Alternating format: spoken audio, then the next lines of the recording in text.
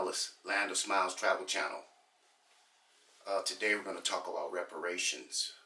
Have you ever been in a conversation about this and you see this disgust on people's faces when you talk about reparations for black people? Well, this video is about just informing them on what happened.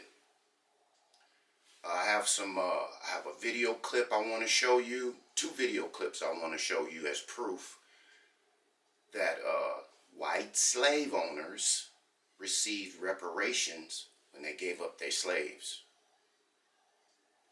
Shame on you, America, for lying to black people about the 40 acres and a mule. I no longer call you America the Great. I call you America the Joke.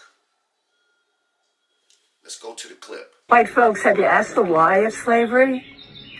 It was deliberate and intentional enslavement of a people with identifiable skills to grow an economic empire. An economic empire was built on the backs of African Americans through their forced free labor. Do you understand what that has meant for those that were enslaved and for generations since then? They have been denied the wealth they created. Our economic empire was built on the backs of African Americans through their forced free labor. Those enslaved and those descendants of chattel slavery have been denied the wealth they created.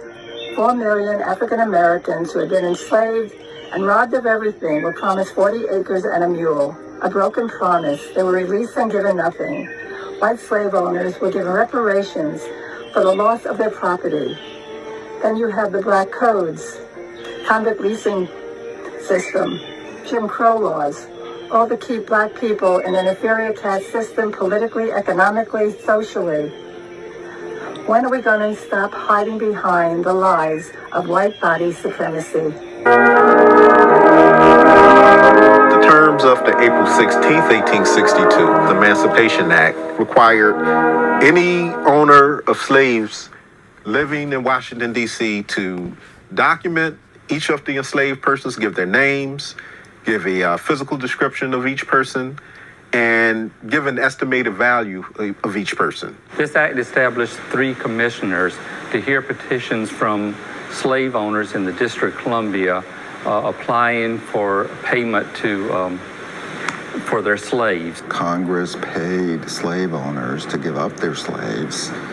That's morally questionable. They knew it, but they felt for this first emancipation, it had to be done. They actually hired a slave owner, a slave dealer from Baltimore, who came in and actually appraised the slaves. This particular record is the slave schedule for the Addison family. It gives some insight into the thoughts, the motivations, the fears of some of the formerly enslaved African American community at this time.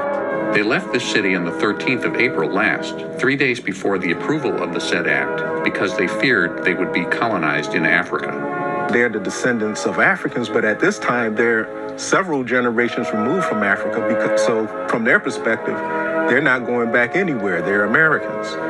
They went to Montgomery County, Maryland, where they remained until the 28th of September last, when they returned here and claimed their freedom under the above-cited act. Some slave owners did not apply for compensation. They did not want to free their slaves.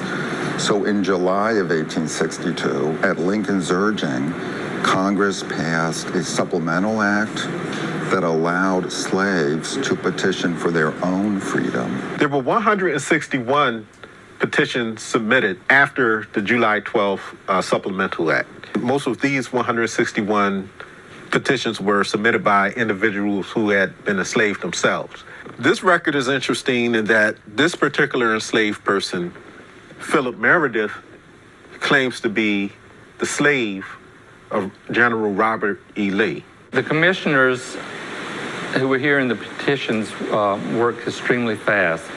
They were in existence from April of 1862 to January 1863. At the University of Nebraska-Lincoln, we are transcribing the records, so they will be fully searchable. This particular document here is the actual petition that was filled out and signed and presented by Clark Mills, who actually worked on the Statue of Freedom that you see today on top of the U.S. Capitol. His slave, Philip Reed, was the person who actually succeeded in molding that particular statue. Our digital site is called Civil War Washington.